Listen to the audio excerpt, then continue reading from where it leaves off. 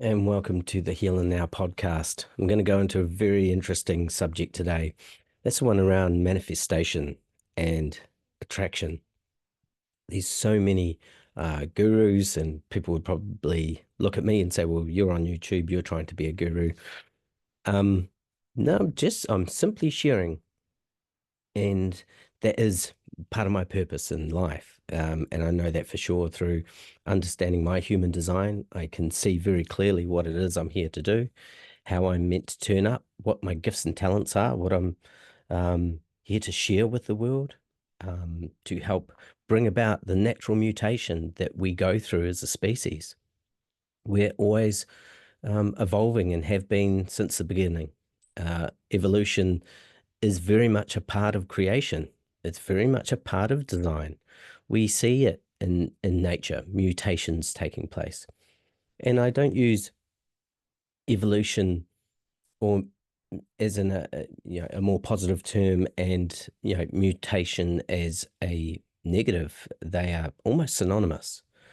Um, but we find ourselves very stuck in the programming of the Maya, in the way that we direct our thoughts to things, in the way that we conceive and understand life. And there's so many levels to it. How we perceive life is one flavor. How we conceive life is one flavor.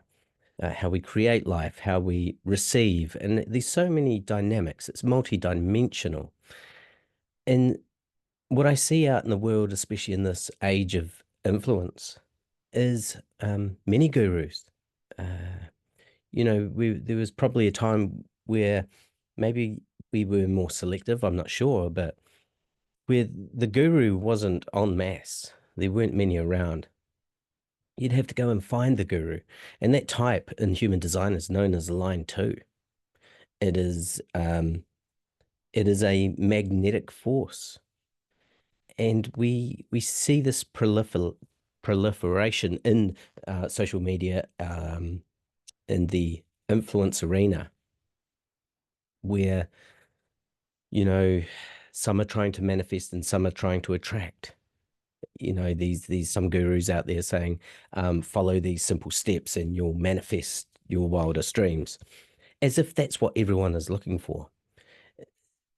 To a degree, everyone kind of is, because we've all been programmed with the same conditioning. That we've been programmed and conditioned by our cultures. But ultimately, the more Western side culture, which is most of the world now, because a lot of the world has been westernized.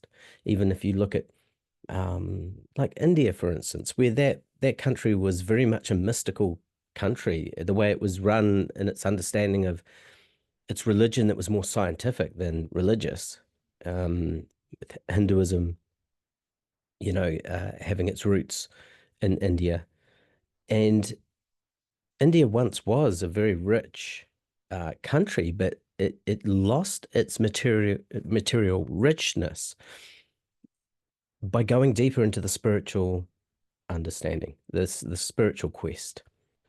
And that's kind of what happens. There's this interesting cycle that takes place where, if someone finds themselves hungry, they only have one problem in life, and that is that they need food. But if someone has a full belly, then they have a million problems in their life. And that's where the seeker really begins to go deep into the seeking, because there are so many satisfactions fulfilled in a person's life of their needs. And so what they find themselves then doing is venturing into, now that they have the full belly, they've taken care of their needs. Now it's going into the mysteries. And that's where India became more of a poor country as well because of that. Eventually, that's going to happen because spirituality will be the far greater quest than material wealth. And so it's ironic that we have a lot of gurus out there peddling manifestation and attraction. It's been 27 years since I had my sort of awakening experience in this incarnation. Very, very interesting experience I had. And maybe I'll share that on another podcast, but it was a very mystical experience. One that I spent many years afterwards trying to make sense of. And so I became a seeker. Yeah. Where I was previous to that, probably a little bit more materially minded, but also not as such because I didn't feel that I needed much. So I tried to only work as much as I needed that I could enjoy life and play. I was into surfing at the time, so I really just wanted to surf a lot and play. A performer, songwriter, so performing, writing music, surfing, and working truly just to get the income to meet the ends that were required to have a life. And after my experience, my mystical experience, I then, I really went into seeking where money and material things weren't that important for me, that they were even less important. And what's very strange to look back over now is that I actually managed to accumulate wealth, um, you know, in a way I never really had a desire to either, which is interesting because I started going into the spiritual seeking. And yet at the same time, I ended up amassing the most sort of wealth I'd had in my life, having the $1 million home, the trophy wife, and the car, the nice vehicles, and running my own business, and all of that sort of what we call success. And at the same time, I was going through a spiritual process. And my process as a 6'3", a role model martyr in human design is trial and error for the first half of my life, basically. Trial and error, actually here, actually incarnated to get it wrong. And so, you know, we can look at that as a form of manifestation in understanding my type, my profile, as why I've actually turned up here on this planet in this particular incarnation, in this configuration of form. And, with the particular channels, gates, and centers activated or not, that give the DNA genetic blueprint to my expression and ultimately what my experience is going to be, being that of the role model martyr, as I said before, a life that's very much very difficult, you know, uh, the seeking of what doesn't work, just having to know. I mean, I've been married twice, but I'm finally married to a amazing woman. But it's, the theme of the third line in my profile is bonds made and broken. And that's what it's all about. That when you're searching to find out what doesn't work, when you're road testing everything, the third line profile is really the road tester, the crash test dummy. That's what the third line is the crash test dummy. Does it live up to the test? And that's why, I've been into veganism and Christianity and Hinduism, Buddhism, um, uh, you know, songwriting, you name it, into jujitsu. I go into everything as much as I can to find its limits, and that's in my profile. And so the way in which I manifest in my life and the way that manifestation can take place that's correct for me in my mechanics is through a trial and error process. And so there really is no, and that's just my profile. That's not taking into consideration um, going into centers or channels or gates. That's just my profile. And then, if I bring in my type into that, being that I'm a projector, I'm here to literally, guide the generator energy, guide those that are building this world, be there to guide them to make sure that they are using their energy in an efficient way. And because I have the channel of structuring, I have that mechanic there. I have that electromagnetic functioning that gives me the right mechanic to be able to help structures be in place.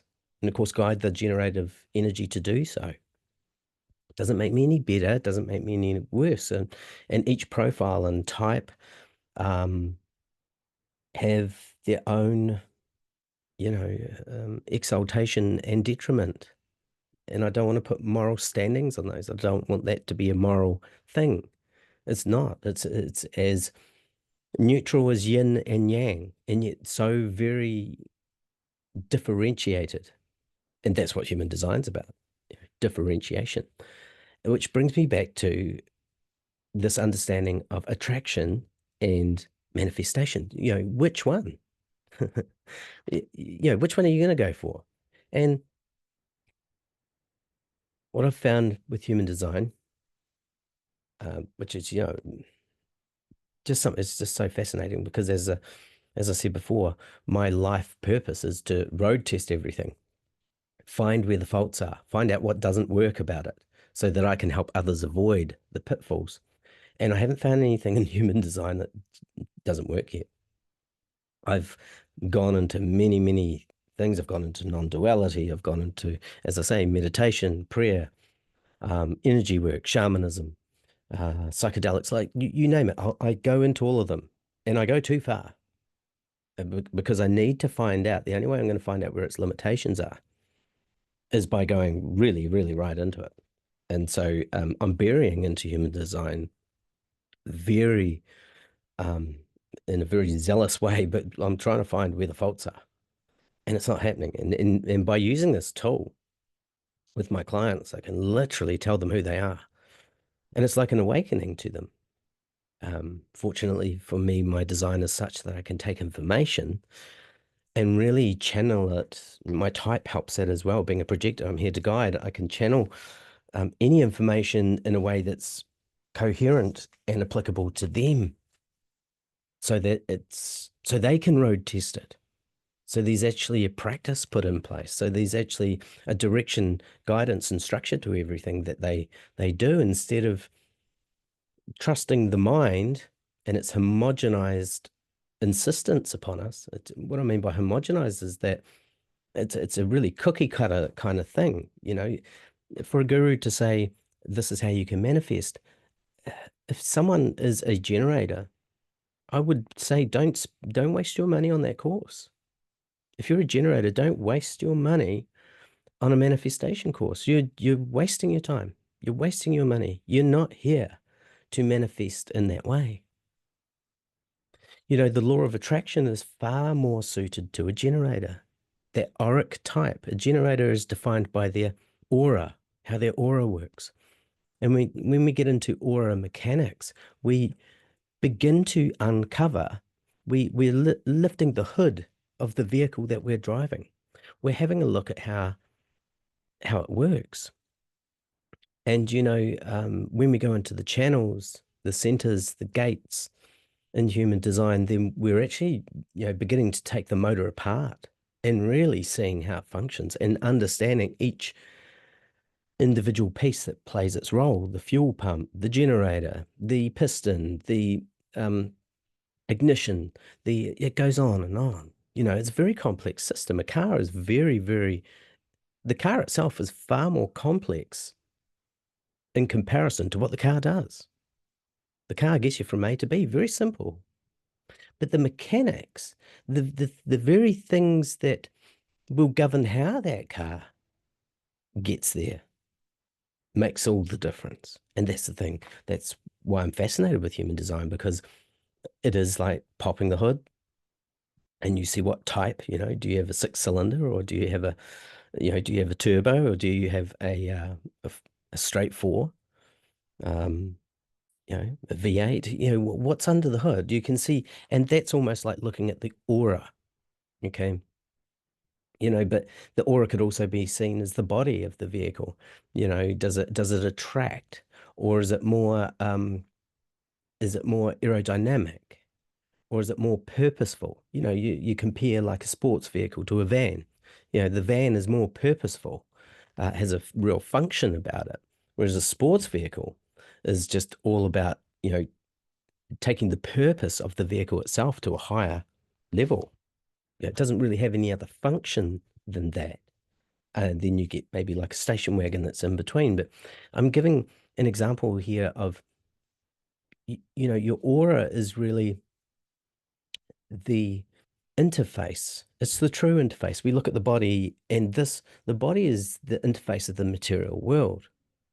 But there is information exchange that takes place, and that takes place in the aura, this unseen aspect of ourselves. We don't, some people do see aura, um, but we have this unseen aspect, and that's primary to the body.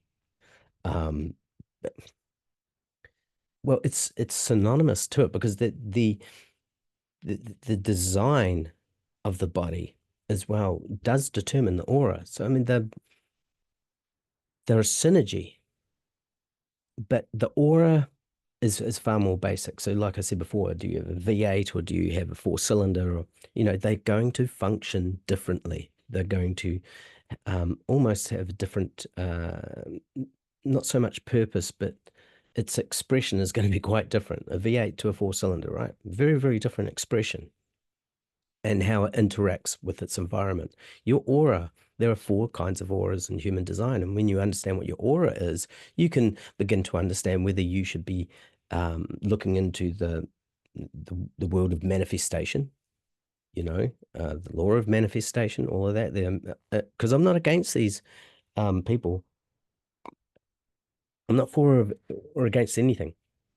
Those that are teaching manifestation, they're doing exactly what they, especially when it works for them, they are handing on what they've worked out works for them, these manifestors. But what you'll tend to find is they are manifestors. Okay. Generally, the manifesting uh, scenario is really channeling the way it seems to be insisted is channeling your vehicle in a way that you initiate, that you produce things, that you really make it happen. There's a real work about it. But almost with this kind of shortcut kind of mindset. And then you have the law of attraction, which is almost like, just know what you want, sit back, and it comes to you. You see, the manifester is here to initiate. So that's truly manifesting. In human design, you can begin to understand what you're here to do, but the manifestors only make up 9% of the population. Think about that. So only really 9% of the population should be interested in the functionality of the law of manifestation. Looking into the mechanics of that would be great for a manifester to understand what they're doing is really utilizing what they are built for, taking their gifts and taking them uh, into their life and into the world. Then you have the generator. The generator is really more suited to the law of attraction because their strategy for all generators that are auric type, the generator has the open and enveloping aura. And so think about that almost like what's a gravitational force? The aura is the largest of all the types. So think of it like Jupiter. It's got this incredible gravity. So the law of attraction is actually to do with gravity more than anything. It's gravitational mechanic. And that mechanic is only there for those of a particular type. So a manifester trying to practice the law of attraction, it won't work for them. It just won't work for them. For the projector as well, they are more suited to the law of attraction. But there is a certain amount of manifestation in that, in a way, they're manifesting behind the scenes. They're not going to manifest what is out there. They're manifesting in them what out there is looking for. So out there is actually trying to attract them. So there is a law of attraction, but it's in reverse, right? Just like the reflector is almost the reverse auric configuration to the manifester. The reflector is here to help others see what is manifested and what can be manifested. And whereas the generator is attracting, the projector is the one that is attracted. That's really, if generators are awake, they want to be really attracting these projectors into their life, because what the projector will do is help guide the generator's energy in a way that's more efficient. And there'll be particular projectors because there's different types within that, but because of the mechanical um, personal infrastructure. Okay, the form that you carry is the very essence of your life journey. And so when it comes to manifestation or the law of attraction, you see, I'm neither for or against any of them. They are very viable, but viable for the right type, the right uh, being. Generators, yeah, get into the law of attraction. Generally, generators they just need to be very clear. And that's why they need projectors. So projectors are very clear. Their aura penetrates into the other, and they are literally oracally extracting information. And if a projector is awake, well, then they can really, really utilize that because they can take this information and be the one that sees the forest from outside the trees for the generator. And, ideally, you'd want to see a projector coaching a generator in the perfect world. And what happens then? You have this generator that is so efficient in their energy. There's that, and also not just efficient in their energy, but very honoring of their strategy and authority, that they have the patience to wait to respond, and then they're simply only attracting to them what is meant to be for them. And often it will be an amazing life because we have the mind gets in the way and says to the generator, you need to make it happen. And so you have generators getting very busy trying to be a manifester. But that's the thing, we go around trying to be what we're not. That's why I keep coming back to human design. I'm no expert. It's going to take my life to really understand this, but if I'm an expert in anything, being the role model martyr is I know what doesn't work. I'm that's my profession. The way I do life is I find out what doesn't work, and I attract those things to me for me to road test, which makes me then you can see why at the later part of my life where the role model profile begins to come into play, that I'm not teaching, I am guiding and teaching, but that's not why I'm doing it. I'm doing it for the love of understanding how this thing works through how it doesn't work. I just my profile was to not take things by face value or to believe anyone. Oh, this works like this. Oh, let me see if it does. Let me see what its limitations are. Let me see where when it breaks. My stepson is a 6'3" projector as well. I mean, it's very strange. We have 3 6'3" projectors in the house out of 7 people. It's like ridiculous. But through understanding human design, I understand these children very, very well. The amount of things that they break is ridiculous. It's ridiculous. Everything gets broken. And that's because they're 6'3s. But because they're children, they're really just a 3'3. They're just going to go around and bump into and break and destroy everything because they need to know what are the limitations. What are the limitations here? So that's a wonderful thing for me to know as a parent, especially raising a child that's not my paternal child. I don't want to go overstepping the mark. No way. Neither do I want to understep uh, my purpose in this family, in this penta. In human design, we call it a penta. This group of 5, and it creates another whole auric mechanic again. Once you get a group of 5 people, but any group of people, 2 people together, you create another whole being. There's another whole new mechanic there because of the electromagnetic interfacing that takes place between these 2 types.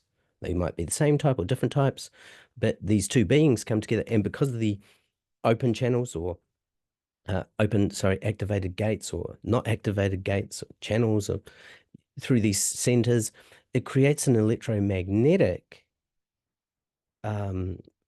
being that is literally almost separate from the 2 beings. So the two beings never actually truly know each other. They know each other through this interface of what we call a relationship, but that in itself has a composite of the two mechanics. That as they come together, where there's an open, uh, one might have one gate and one center that connects to the other in the other person, but they don't have that connection in themselves. So when they're with this other person, an electromagnetic connection takes place where there's an activation in the relationship, but the activation isn't there for them personally. And that's what relationships really are. That's what they're made of. It's quite incredible when you go into it. It's very, that's what I love about this. I mean, even though I would say I'm a mystic, I spend most of my time demystifying mysticism. And mysticism is really understanding what it is. And often mysticism comes across as cryptic, but it's only because the limitation of words. Even that's why I do what I do here, is that I'm challenged by that. Can I get, I can see into things, I can understand things. It's taken me my whole life to kind of get to a point where I feel like I'm beginning to understand things and how they function. But words, how do you get that across in words? And so that's another thing I'm trying to road test as well. Can it be articulated in words? The more I understand the aura, the more I understand there's far more information exchanged through the aura on an energetic level. Energy first, primary information in the field, because we all know, I mean, it's evident we live in a field, we call it space. And the field contains all of the information, does it not? We think it's in us, but we are in the field. So it is the field that has the information. In human design, the information comes through what Ra called neutrinos, and then science, maybe I think it was maybe 13 years later or something, actually discovered the neutrino that it had mass, that it had information in it. These neutrinos moving through everything in space and time. Everything. And everything it comes into contact with, it picks up information and leaves information behind. As Ra talked about, like two cars hitting each other and leaving a bit of paint on each. That's what the neutrino is like. That's what programs this design, this being, this body that we have, is the material plane, the material world is programmed by these neutrinos. And that's why it can be mapped out. That's what it has to do with the stars, with the cosmos. Oh, God, whether you go into flat earth theory or globe, it really doesn't matter. All the ancients still, whatever you call Saturn or Venus or Mercury, and the cosmos is like a clock, but not just a clock. It has this programming function. This seems to be the ancients have always known. There's this programming function within the cosmos, this matrix. The program is the program itself. The programming takes place within the program itself. It's a self-perpetuating program. And that's the homogenization of ourselves. We are all programming each other. And so when human design gives you the opportunity to know who you truly are in that sea of conditioning and programming, truly seeing who you are. And that you begin to understand, you don't really, should I use the law of attraction? Should I use the law of manifestation? Just understand what you are first. Start there. Don't go anywhere else until you know what it is that you are. Don't, get carried away. And the only reason I can say this is it's, like I said, 27 years ago, I had my awakening. We could call it awakening, but I started a process of seeking and transformation and mutation, going on this very intentional journey of trying to find something is really the best way I can put it. I didn't know what I was looking for, even though I fell in the church. I assumed for a while I was looking for God. And look, everything's an assumption because no one really knows what's going on. But I feel like with human design, we do. We begin to get a chance to begin to find out what's going on. I'm so excited about it. But you think 27 years, um, seeking, searching, trying, exploring, road testing, bumping into everything, finding out what doesn't work. And the reason I almost end up becoming obsessed with something like this is because I can't find any holes in it. And so that drives me to look even deeper, to look harder. That's my type. That's my profile. That's how I'm always going to do things. And that's what blew me away when I really studied my own chart and understood these this has got me right there down from design, how my body, how life just seems to be happening, to my personality, how I see myself and how I see the world and how I see what's happening and how I judge that. And when you can see that this binary taking place, we think the body is intelligent, and we leave it just up to it breathes, it digests, it reproduces. The body, it does all these activities, actions, and we're not having to think about it. It does have its own intelligence, but we make this assumption that the body doesn't have its own intelligence as far as coming to how it interfaces with the world. I mean, when you get the mind out of the way, it's the mind that's trying to control the body. And yet we can't be sure that the body doesn't have that through its own perfect design. It's just trying to get on with functioning at its most efficient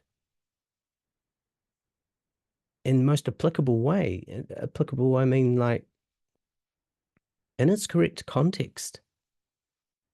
Each one needs to turn up as themselves. That's the most important thing. You need to turn up as you. If you try to turn up as someone else, each of our designs are so unique. You try to do anything like anyone else, you're missing the point. Missing the point. You're literally missing the opportunity as to why you came to incarnate as you did, the way you have in this particular form. We look at someone and say they have learning difficulties simply because they don't compute the same as someone else. But a cell phone doesn't compute exactly the same as a bathroom scales or a Rolex watch or organic matter baking bread. I mean, like everything has its own mechanic, its own chemical process. Everything has its process. That's what I'm trying to say. Manifestation is a process. Law of attraction is a process. It's a process. Everything is a process. You are a process. And it is understanding the process that takes place. Some of the process is unconscious. You're simply not going to be able to change that because it's happening without your knowing. That's really on a mechanical level, on an auric level, that's what's going on there. So for someone like me who's waiting for the opportunity, waiting for the invitation because I'm a projector, my strategy is wait for the invitation. The reason I need to wait for the invitation is my mechanics, aurically, ensure that that I'm going down the right path for me, for my design, for my uniqueness by being recognized first. The mechanics that need to be, I'll only be recognized by those I'm meant to be recognized by. And that's what we call a fractal in human design. You really, people talk about finding their tribe and things get so much easier for them. When they say, I've found my tribe, you've found those people that are interested in you in the right way. They're not trying to make you into a slave. They don't have an agenda as such. The mechanics are correct with them. Where there's fair exchange but different exchange. The exchange between the two is very different, but its measurement is equal because the mechanics are correct. But when we allow the mind to come in and override the mechanics, then that's when we get on an ego trip. And that's when we end up finding bitterness, anger, disappointment, and frustration because we're literally frustrating the vehicle. We're literally getting in the way of what the vehicle came here to do. The mind, as I've said in another podcast, is like a journalist. It's meant to just retrieve the information. Just retrieve it. Don't go, you know, elaborating on it and making stories out of it. See, that's a bad journalist. A good journalist just records down what's going on, leaves it alone, says it how it is. But even then, don't even say it. It's the thing with the mind. It's just there to record. Yeah. You don't need to go through all the footage all the time. It's just recording. The mind is there to record. But our authority does not come from the mind. And that's why most of us have given our authority away. Because you have a way of accessing your personal authority, your sovereignty. You have a way of accessing that no matter what your mechanical configuration is, whether you really truly know your direction, these are fail safe in every design. For instance, I had a client just last night, and no defined G center. Now, the G center is to do with direction and love and identity. No defined G center. I was able to, she knew. I said, you know, you don't know who you are. You really feel like you don't know who you are. You don't know your direction. She's like, oh my God, I don't.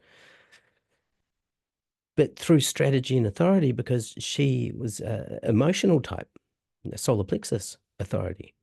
I said to her, you know, never make a decision when you're emotional. You wait till the emotions have passed, and then you have clarity. That's your process of accessing your decision-making process, which is your authority. What you decide on is your authority. Your decisions are your authority. What some call free will or choice. I mean, I won't get into that here, but I have views on free will, but there is this decision-making process for each of us. But if we all make our decisions from the mind, we're making it from really from the hive mind, from the societal mind, from the matrix mind, not the self.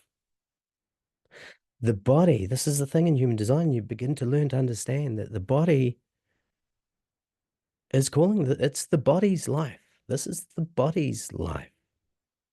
And the soul, the personality, that which is the subject, the one that is witness to it, is simply the witness. But it also has its own matrix of who it thinks it is.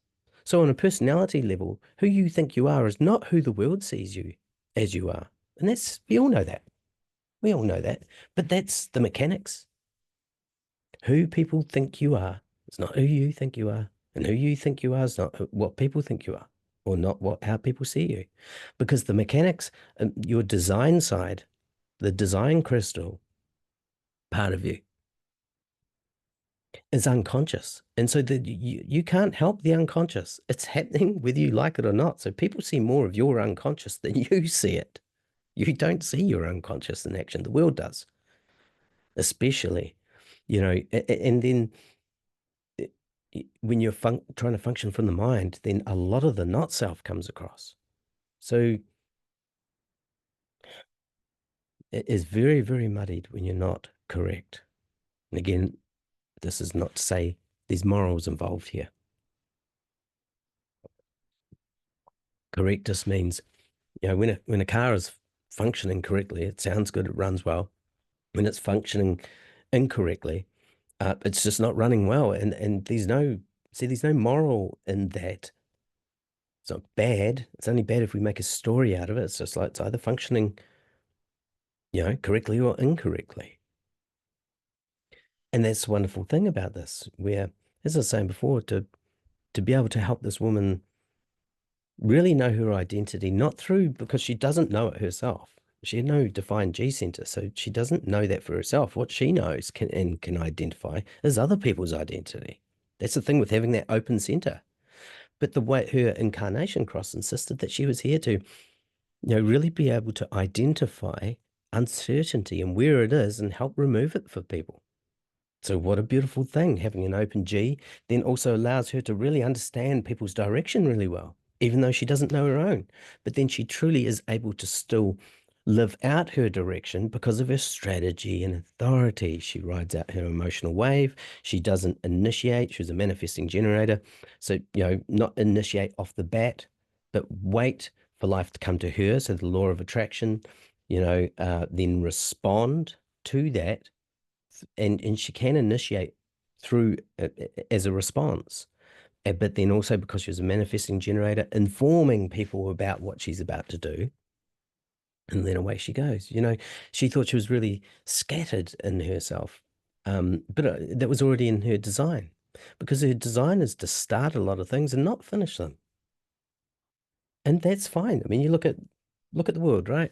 A lot of We don't really have many builders out there now, the construction workers or whatever, because the builder used to do all of it. See the evolution we've gone through. Now each phase is outsourced. And no phase is any less important than the other. They're all important. Standing the frames, from putting down the foundation to standing the frames to putting in the windows. The builder used to do all of that. Now it's all outsourced to each. It's very specified. And that's almost like how that's the thing, is you can look at the specifics, and then out of that you can see how it's constructed. But each is in its own, its own authority. And each house will be built differently. And that's what I mean about type. You know, there's a real difference between an apartment complex to a rural home. Again, see what I mean? They're both living spaces, just like we're all human beings. But some will be homesteads, and some will be high rises, and others will be hostels. Like that's how unique it get that we they all serve this very similar functionality, but how they function, the way in which they function is different. The mechanics, again, it comes down to the mechanics are different. Where I was able to help this woman see that, what she saw as her shadows that were a curse were actually her gifts. But what it was is the mind was looking at it as a difficulty, because the mind compares you to everyone else, to everything else. You need to do it like everyone else. You need to do it like them. Only then will you be acceptable. What a relief she had in that moment when she realized, wow, the thing I was trying to get rid of is actually my gift to the world, is my talent. When you understand this in when you really get down to the mechanics, once you understand the mechanics, you can even begin to make money out of that. Really good money, because you're designed for a specific task, for a specific way of showing up in the world, a specific service, a specific receptivity. What you get out of it, it's very specific to you. And so just hoping on the law of attraction, or hoping that you can manifest if I just listen to the right guru, is it's again looking in all the wrong places. In my 27 years of searching, it's come back to the intelligence of my body. Phenomenal. It's so funny, right? Because I was doing all the spiritual work. I was going in, I was looking in, but I went straight past the body. And that's why when I just went with believing and listening to other gurus, and that straight past the body. Didn't look at the intelligence of the form principle, the principle of form. This is next level. This is where the science is. See, we always give our authority away, even science. We're trusting others for that. We don't need to do that. We're all scientists in our own right. We're all priests in our own right. We're all prophets in our own right, in our own way. It's got to be understood. But it can only be understood when you really look at the evidence of how things work. There's just some things. There are just laws that do not break. They simply just don't. As a 6'3" projector, role model martyr, I've given it all a go. I can always find a fault. I can come across to others like I'm an absolute pessimist, but that's my gift. That's my talent, is to be pessimistic. People say this works. I'll try it out, and if it works, if it proves to still be standing after I've given it a hiding, then it works.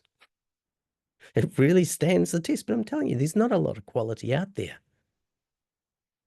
I'd have to say, you know, even though I'm very new to it, human design is of the highest quality. I would say that if someone said to me, of all the things you would recommend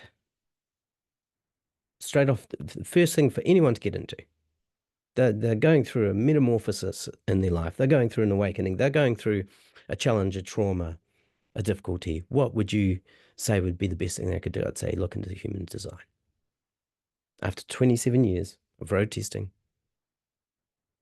and look, I might find its fault. I may. I haven't yet.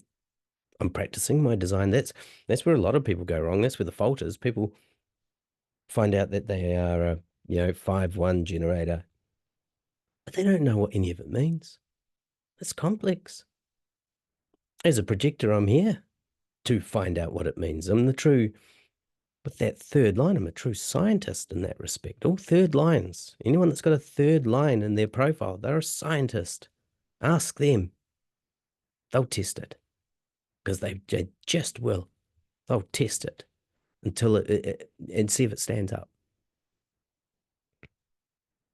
And so my process is not like anyone else's. Your process is not like anyone else's. Your process is your process. So law of attraction or manifestation, well, it depends on who you are. And if you are interested in finding out which one is right for you,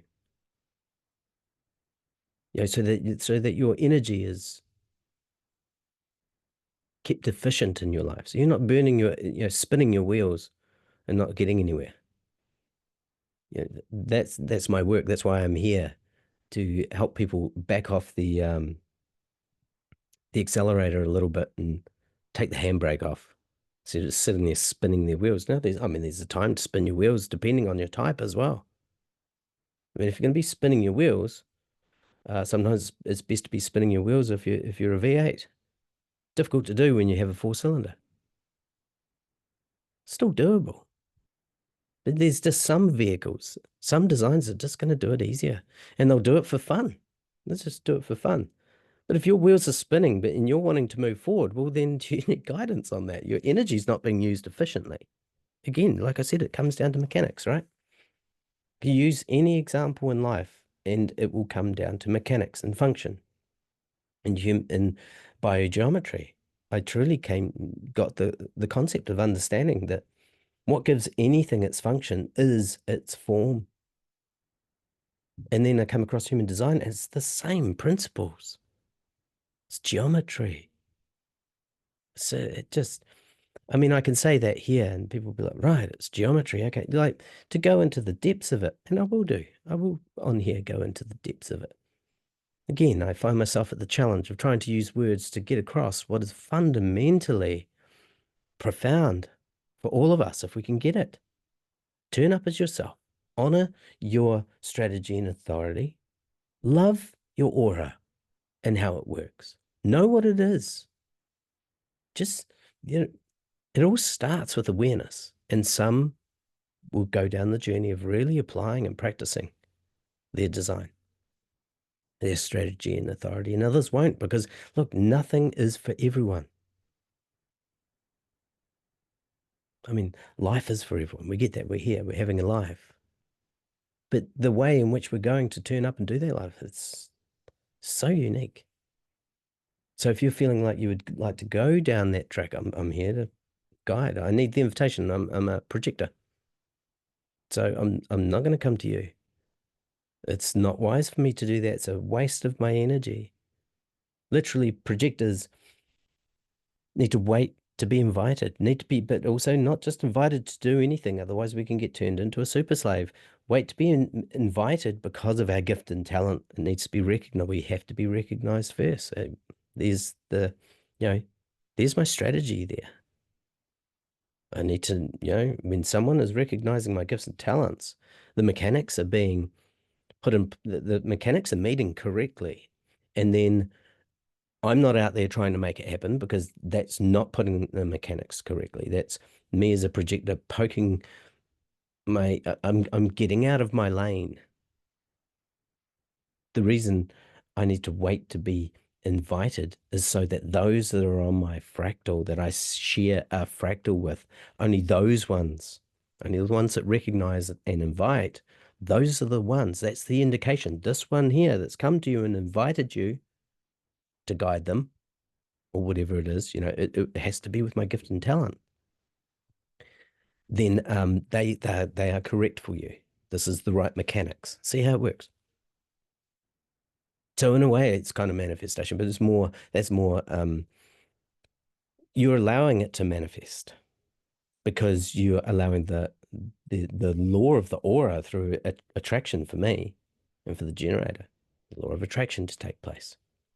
That's the correct mechanic for the particular time. Yeah, I love reading, even though, like I said, I'm new to human design, the way I consume content, I consume it en masse. It goes in very well and remains with me very well. And it gleans very well with everything else I've learned, where it's not like I've dropped everything I've learned in my life. That never happens for me. Everything goes into an amalgamation and a synthesis of information and knowledge that what we could call wisdom that I pass on to others. And and so it's always going to be unique to me, what I offer to people. I'm not saying I'm a human design guru, neither do I want to be. It's integrated beautifully with all my other tools and talents and gifts. And, finding your outer authority, this feels like I've found a part of my outer authority where what I mean by that outer authority is where the recognition is really there. People, I've never really had as much incredible feedback with all the different modalities that I do, then and I get great feedback on all of them. But with human design, people are like, man, you're a great human design reader, analyst. Like you're really good at the book because the only thing that makes me good is not my knowledge around human design, is how I deliver it to them. Because it is very confirming. Everyone ends up saying literally the same thing. Oh my God, I feel like I can relax now. I feel like I can let go of that now. I feel like I can stop doing that now. This has given me permission to be me. So that really, when you think about it, that's the only thing that makes me any good at doing human design analysis for people. I'm not qualified, but as a 6'3" projector, I'm not looking for anyone else's thumbs up for a qualification, even though I teach as well. People need that. Some people, they need that. I don't. I'm just going to make it. I have always been self-motivated when it comes to health, fitness, and knowledge. I mean, I failed miserably in school, but my God, um, my own education, I just wasn't built for that form of education. And to be fair, I don't think anyone is. It's homogenized. So all it really teaches us is to try and all be the same, and we're not. Education, the word education means to draw out, with this connotation of drawing water out of a well. That is education. And so what I'm doing in human design, I look at someone's chart and I can begin to educate them because I bring out what's truly in the depths, what's truly there. I look into the mechanics and I say, this is what you are. This is how you work. This is your best way to ensure that your life can unfold in truth according to your essence, your core, your being. who you truly are. That's education. That's truly education. And just, you know, for parents, man, if I love working with parents where I can give the parents their children's design and then they know how to interface with this child, to interact with this child in a way that will help them grow up with less resistance in their life. That's what this is all about. It's about reducing resistance. That's all. That's what I love about human design. I don't need to do as much trauma work on people. I just remove the resistance and they're better. So much attention gets put just on the trauma. Again, it's putting us back into the story. But once you embrace your design, once you know how you've been made, how you've been constructed to turn up, and you truly see it and you get the excitement and feel like you can love it, the traumas that happen to you begin to fall away because you see the truth. It's really profound. But, fortunate for me, I created QFT to be able to help remove the effects of trauma, emotional um, challenge, physical difficulties, all of that. We've got QFT there for that deconditioning process and the bioenergetic reset where I use frequency and drum work over the body to align your centers, to align, clear, and cleanse your aura. The energetically work all together. We cover the mind, the body, the emotions. All of it gets covered. That's the most important thing. I mean, what a blessing. It's I can see how this, I get the joke now. I get the movie that I've been witness to. This is all making sense because now what I have that's unique to me, I call it life tuning because all we're doing is just tuning frequency. Your mechanics are your frequency and we tune your vehicle. All that's happened is your vehicle sounds like shit because it's been knocked around a lot. I'm a musician. You knock a guitar around, you're going to need to retune it. You play it hard, you're going to need to retune it. They start going out of tune.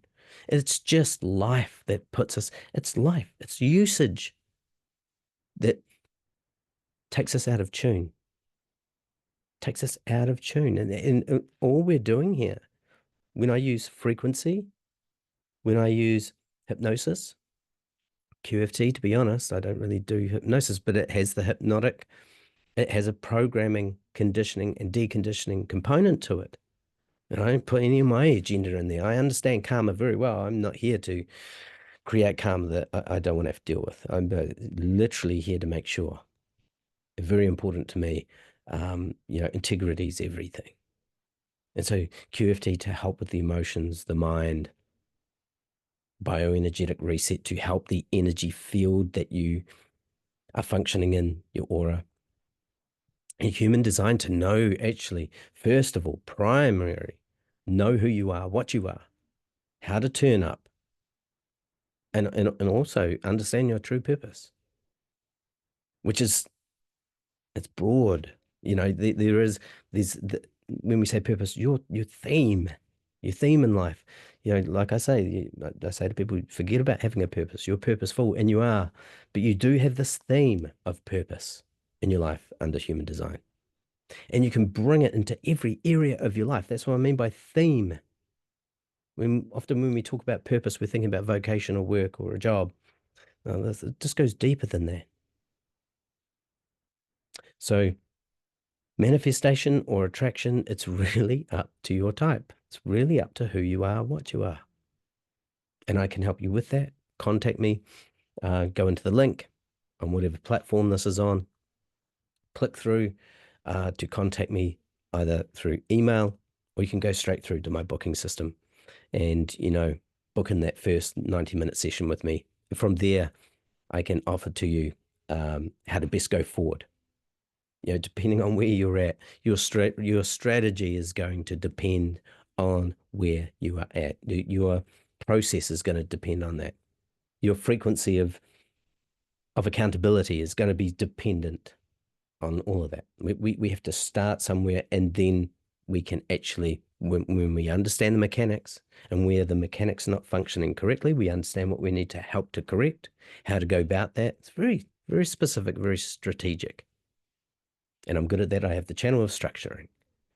Um, you know, as I said before, finding my outer authority, the words getting around so much more. Out of all the things I've done, I've been healing for years, doing human design readings, that's getting that word of mouth going, because it's just impacts people so deeply, changes their trajectory so profoundly, that is helping my outer authority become evident as well. Outer authority is where you really turn up in your fullness, where you're really, really shining, and it's just ease for you. It's like it's just happening. That's what we call flow. If you want flow, you want direction, you want understanding, truth of who you are, click whatever link, go down whatever avenue it takes. It's not hard to do, to either work with myself or works with something. But I mean, I'm the only one offering it, what I do, the way I do it. So if it resonates with you, if the mechanic seems right, then invite me, and then the mechanics continue to remain right. I still need to respond from my splenic response. It's either a yes or no, like that. And it's nothing personal. It's mechanics again. That's a beautiful thing again. When we take the personal side out of it, it's not personal. It's nothing against you. It's just mechanics. But when you function mechanically correct, you don't really run into resistance anyway. It's really quite a profound thing. So hopefully bringing this different angle on manifestation and attraction, something really to think about. It's not that simple, okay? Really, we're taking a backward step. First, know who you are, and then go from there. I hope this was helpful for you, and we shall see you again in our next podcast. Let there be light.